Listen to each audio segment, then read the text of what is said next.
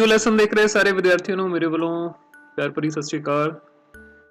ਇਹ video lesson 7ਵੀਂ class ਦੇ ਵਿਦਿਆਰਥੀਆਂ ਦੇ ਲਈ ਹੈ। 7th ਕਲਾਸ ਦਾ ਅਸੀਂ ਅਭਿਆਸ 1.3 ਦਾ 6ਵਾਂ ਤੇ ਉਸ ਤੋਂ ਅਗਲੇ ਸਵਾਲ ਜਿਹੜੇ ਹੈ ਉਹ ਇਸ ਵੀਡੀਓ ਦੇ ਵਿੱਚ ਆਪਾਂ ਕਰਾਂਗੇ। ਠੀਕ ਹੈ, ਇਸ ਤੋਂ ਪਹਿਲਾਂ 5 ਤੱਕ ਆਪਾਂ ਕੁਐਸਚਨ ਜਿਹੜੇ ਉਹ ਕਰ ਚੁੱਕੇ ਹਾਂ। तो 6ਵਾਂ ਸਵਾਲ ਤੁਸੀਂ ਸਕਰੀਨ ਦੇ ਉੱਤੇ ਦੇਖ ਸਕਦੇ ਹੋ।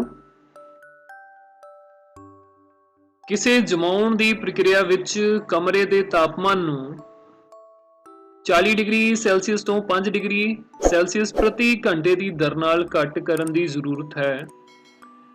ਇਸ ਪ੍ਰਕਿਰਿਆ ਦੇ ਸ਼ੁਰੂ ਹੋਣ ਤੋਂ 10 ਘੰਟੇ ਬਾਅਦ ਕਮਰੇ ਦਾ ਤਾਪਮਾਨ ਕੀ ਹੋਵੇਗਾ। ਠੀਕ ਹੈ, ਪ੍ਰੈਜ਼ੈਂਟ ਜਿਹੜਾ ਹੁਣ ਦਾ ਟੈਂਪਰੇਚਰ ਕਮਰੇ ਦਾ ਤਾਪਮਾਨ ਉਹ ਸਾਨੂੰ ਦਿੱਤਾ ਹੋਇਆ 40 डिग्री ਸੈਲਸੀਅਸ। ਇਸ ਤੋਂ ਹਰ ਘੰਟੇ 5 डिग्री ਟੈਂਪਰੇਚਰ ਜਿਹੜਾ ਉਹ ਘਟਦਾ ਜਾਏਗਾ। ਜਿੱਦਾਂ 1 ਘੰਟੇ ਬਾਅਦ 40 ਤੋਂ 35 ਹੋ ਜਾਏਗਾ, ਫਿਰ 1 ਘੰਟੇ ਬਾਅਦ 30 ਹੋ ਜਾਏਗਾ। तो 5-5 डिग्री ਜਿਹੜਾ ਹਰ ਘੰਟੇ ਦੇ ਵਿੱਚ तापमान ਜਿਹੜਾ ਘਟ ਕਰਨ ਦੀ ਜ਼ਰੂਰਤ ਹੈ।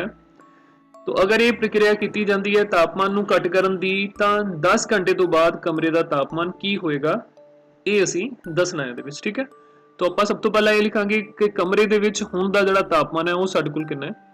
ਹਲ ਕਮਰੇ ਦਾ ਤਾਪਮਾਨ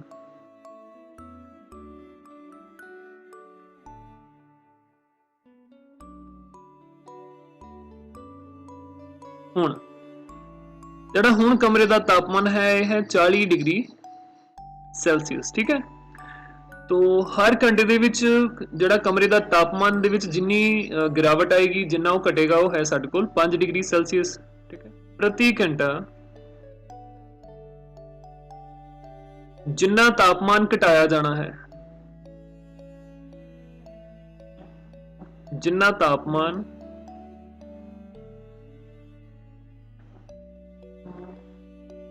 घटाया जाना है बराबर 5 डिग्री सेंटीग्रेड या 5 डिग्री सेल्सियस। ठीक है, तो 10 घंटे बाद जड़ा कमरे का तापमान वो की होएगा।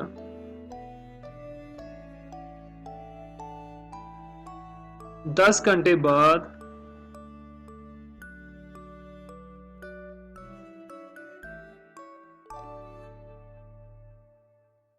कमरे का तापमान, हाँ जी 10 घंटे बाद कमरे का तापमान कितना होएगा। जिन्ना तापमान हुण है भाव 40 डिग्री सैल्सीयस ਇਹਦੇ ਵਿੱਚੋਂ माइनस हो जाएगा 10 गुणा 5 डिग्री सैल्सीयस। ठीक है ना, क्योंकि हर घंटे 5 डिग्री टैंपरेचर घटना है तो 10 घंटिਆਂ ਦੇ ਵਿੱਚ ਕਿੰਨਾ ਟੈਂਪਰੇਚਰ ਘਟੇਗਾ, ਤਾਪਮਾਨ ਘਟੇਗਾ 10 ਦੇ ਨਾਲ ਆਪਾਂ ਗੁਣਾ ਕਰ ਦਾਂਗੇ। ਇਸ ਟੋਟਲ ਨੂੰ ਪ੍ਰੈਜ਼ੈਂਟ ਜਿਹੜਾ ਸਾਡੇ ਕੋਲ ਤਾਪਮਾਨ ਹੈ ਕਮਰੇ ਦਾ 40 डिग्री ਸੈਲਸੀਅਸ ਉਹਦੇ ਵਿੱਚੋਂ ਮਾਈਨਸ ਕਰ ਦਾਂਗੇ। तो 40 डिग्री ਸੈਲਸੀਅਸ ਮਾਈਨਸ ਇਹ ਸਾਡੇ ਕੋਲ 50 डिग्री सेंटीग्रेड बन जाएगा। 40 ਦੇ ਵਿੱਚੋਂ ਜਦੋਂ ਅਸੀਂ 10 ਮਾਈਨਸ 50 ਮਾਈਨਸ ਕਰਾਂਗੇ ਸਾਡੇ ਕੋਲ ਘਟਾਓ ਦੇ 10 ਸੈਂਟੀਗ੍ਰੇਡ ਬਣਨਗੇ। ਠੀਕ ਹੈ, ਜਦੋਂ ਸਾਡੇ ਕੋਲ ਦੋਨਾਂ ਦਾ ਸਾਈਨ ਆਪੋਜ਼ਿਟ ਹੈ, ਉਲਟਾ ਹੈ, 40 ਜਮਾ ਦੇ ਨੇ 50 ਘਟਾਓ ਦੇ ਨੇ, तो ਹਮੇਸ਼ਾ ਘਟਾਓ ਹੁੰਦੀ ਹੈ, ਪਰ ਸਾਈਨ ਉਹ ਆਏਗਾ ਜਿਹੜਾ ਵੱਡੀ ਵਾਲੀ ਸੰਖਿਆ ਦੇ ਅੱਗੇ ਲੱਗਾ ਹੋਏਗਾ। 50 ਤੋਂ 40 ਕੱਢੇ 10 ਆਣਗੇ, 50 ਦੇ ਅੱਗੇ ਕਿਉਂਕਿ ਘਟਾਓ ਦਾ ਨਿਸ਼ਾਨ ਹੈ ਸਾਡੇ ਕੋਲ, ਇਸ ਕਰਕੇ 10 डिग्री ਦੇ ਅੱਗੇ ਵੀ ਘਟਾਓ ਦਾ ਨਿਸ਼ਾਨ ਆਏਗਾ। ਇਹਦਾ ਮਤਲਬ 10 ਘੰਟੇ ਬਾਅਦ ਜਿਹੜਾ ਕਮਰੇ ਦਾ ਤਾਪਮਾਨ ਹੈ ਉਹ 40 डिग्री ਤੋਂ ਘਟ ਕੇ -10 डिग्री ਸੈਲਸੀਅਸ ਹੋ ਜਾਏਗਾ। ਠੀਕ ਹੈ, ਸੋ 10 घंटे बाद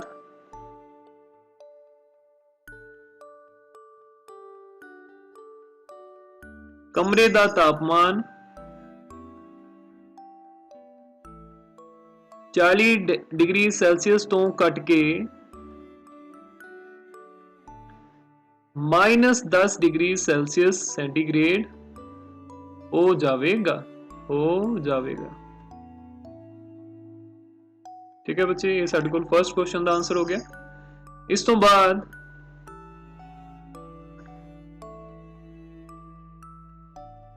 नेक्स्ट क्वेश्चन देखते हैं आप। हाँ जी स्टूडेंट्स, तो आप सब तो पहले इत्थे लिखांगे सही उत्तर लई अंक।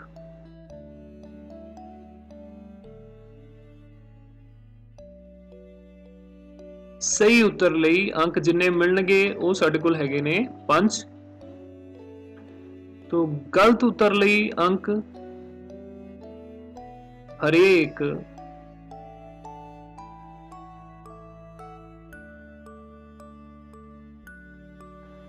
गलत उत्तर ਲਈ अंक ਉਹ ਹੈਗੇ ਨੇ -2। ठीक है, ਹੁਣ ਅਸੀਂ ਪਹਿਲਾ ਪਾर्ट ਕਰਦੇ ਹਾਂ।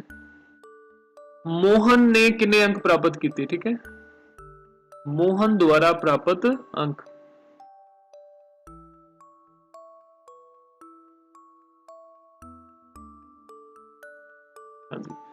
मोहन ने 5 उत्तर सही ने। अगर एक अंक दे 5 अंक है तो 5 सही अंकों के कितने अंक होंगे? 5 गुणा 5।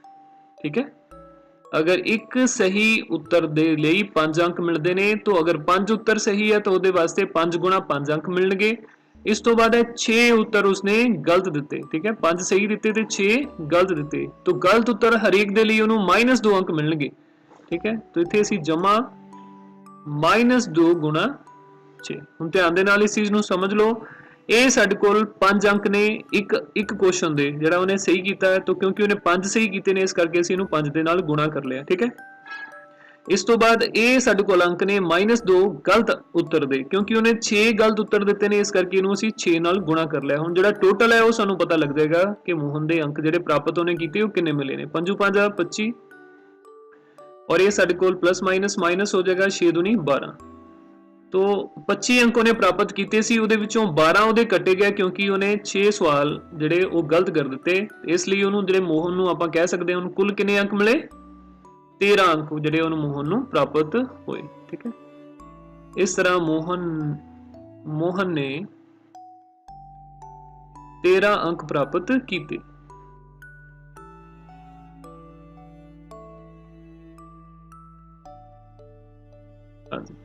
इस तो बाद सैकंड क्वेश्चन, दूजे दी स्टेटमेंट की है साडे कोल, रेशमा दे 5 उत्तर सही अते 5 उत्तर गलत हन, उन्हें किन्ने अंक प्राप्त किए? तो रेशमा द्वारा प्राप्त अंक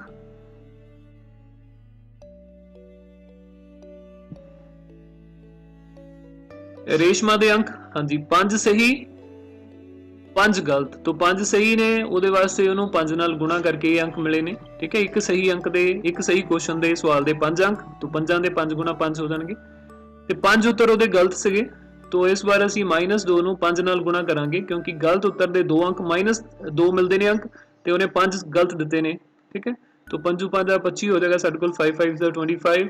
ਇਸ ਤੋਂ ਬਾਅਦ ਇੱਥੇ ਸਾਡੇ ਕੋਲ ਆਏਗਾ, इस तो बाद इतने प्लस माइनस माइनस आ जाएगा साडे कोल और 5 दूनी 10। ठीक है, 25 दे विचों 10 माइनस कीते तां 15 सानू जिहड़ा प्राप्त हुंदा। तो रेशमा नूं जिहड़े अंक मिले ने, सो रेशमा ने 15 अंक प्राप्त कीते।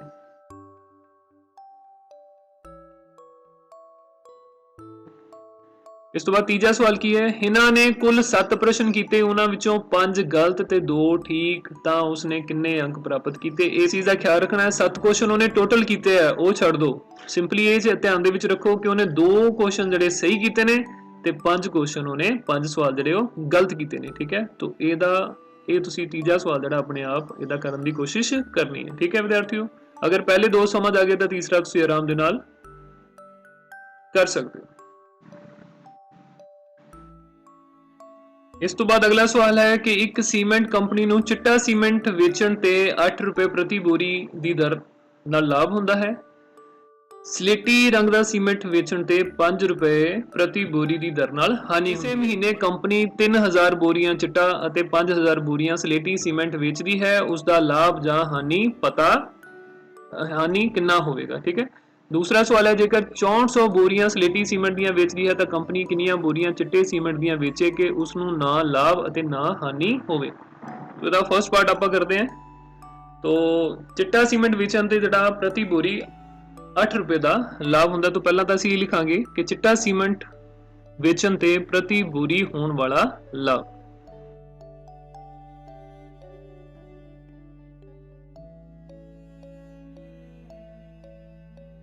चिट्टा सीमेंट वेचण ते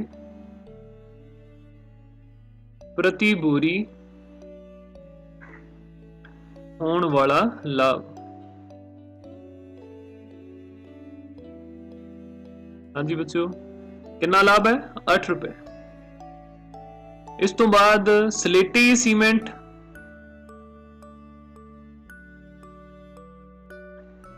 सीमेंट वेचण ते प्रति बोरी होण वाली हानि, तो हानि हुंदी है 5 रुपए। ठीक है, तो तो इस तो बाद हुण ए पार्ट दे विच आपां देखदे हां कि किसे 3000 बोरियां चिट्टा सीमेंट वेचिया गया ते 5000 बोरियां सलेटी सीमेंट वेचिया गया। तो आपां लिख देंगे ते 3000 बोरियां चिट्टा सीमेंट वेचण ते होण वाला लाभ। 3000 बोरियां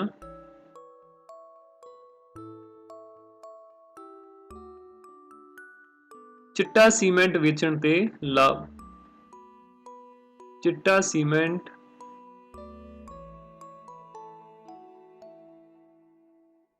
वेचण ते लाभ। हाँ जी, कितना लाभ होएगा? क्योंकि 8 रुपए एक बोरी वास्ते है तो 3000 ਨੂੰ ਆਪਾਂ 8 ਦੇ ਨਾਲ ਗੁਣਾ ਕਰਾਂਗੇ, ਉਹ ਸਾਡੇ ਕੋਲ ਟੋਟਲ ਪ੍ਰੋਫਿਟ ਜਿਹੜਾ ਟੋਟਲ ਲਾਭ ਆ ਜਾਏਗਾ 8 × 24, ਸਾਡੇ ਕੋਲ 24000 ਰੁਪਏ ਬਣ ਜਾਂਦਾ ਹੈ। ठीक है, सो इस ढंग ਦੇ ਨਾਲ 3000 बोरियां चिट्टा सीमेंट वेचण ਤੇ ਲਾਭ ਕਿੰਨਾ ਹੋਏਗਾ? 24000। तो 5000 बोरियां ਜਿਹੜੀਆਂ ਸਲੇਟੀ ਸੀਮੈਂਟ ਦੀਆਂ ਵੇਚੀਆਂ ਗਈਆਂ ਉਹਦੇ ਤੇ ਹਾਨੀ ਕਿੰਨੀ ਹੋਏਗੀ? 5 रुपए प्रति बोरी हानि है।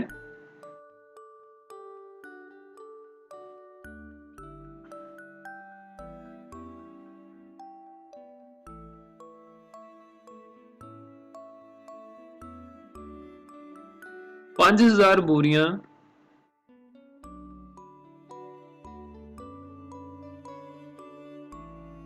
स्लेटी सीमेंट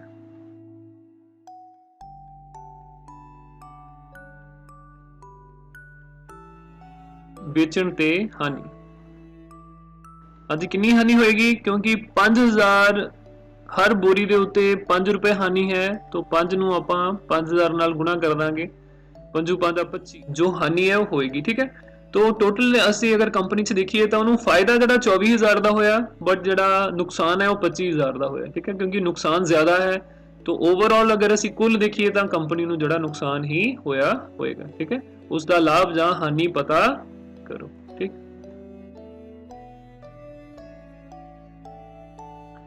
तो होने वाली हानि दे विचों आपां लाभ नूं घटावांगे, क्योंकि हानि ज्यादा है, लाभ साडे कोल घट है। हानि है 25000 ते लाभ है 24000 रुपया। ठीक है, और माइनस करने तो बाद साडे कोल कितना आ गया? 1000 रुपया। तो असीं कह सकते हाँ कि कंपनी नूं जिहड़ा हानि हुई है ते किन्ने रुपए दी हानि हुई है? 1000 रुपए दी हानि हुई है।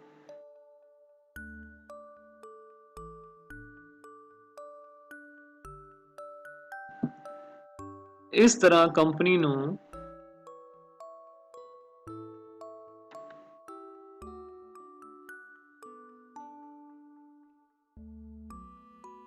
₹1000 दी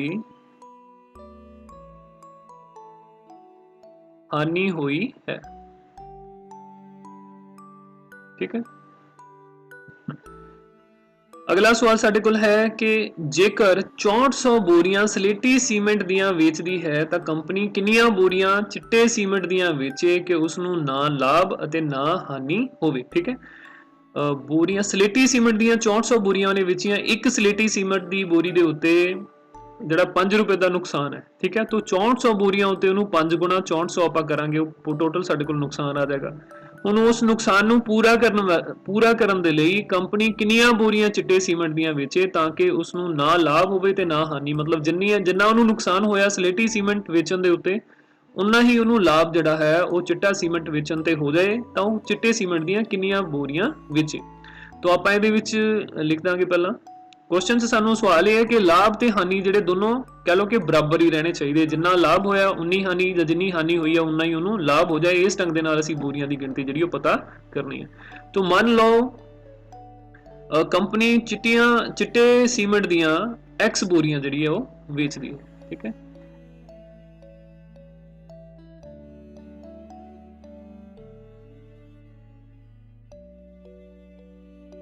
मान लो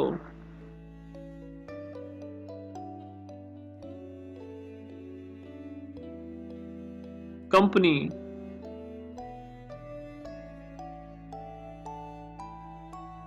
चिट्टे सीमेंट दियां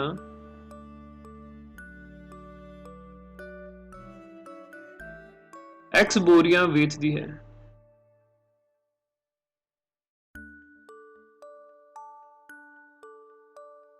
ठीक है, तो प्रश्न अनुसार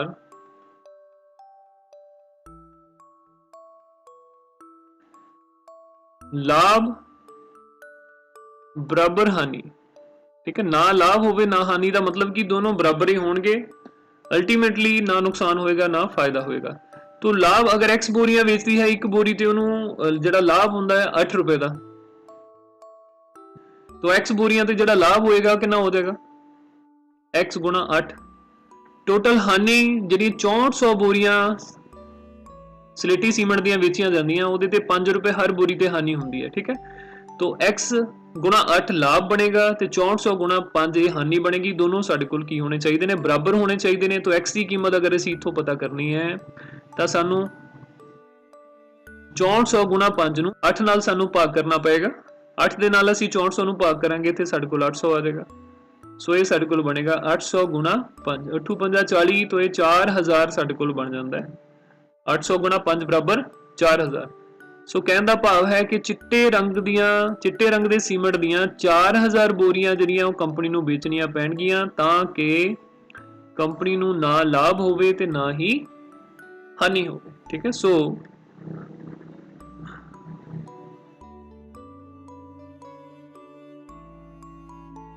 कंपनी नूं 4000 बोरियां चिट्टे सीमेंट दियां बेचणियां पैणगियां।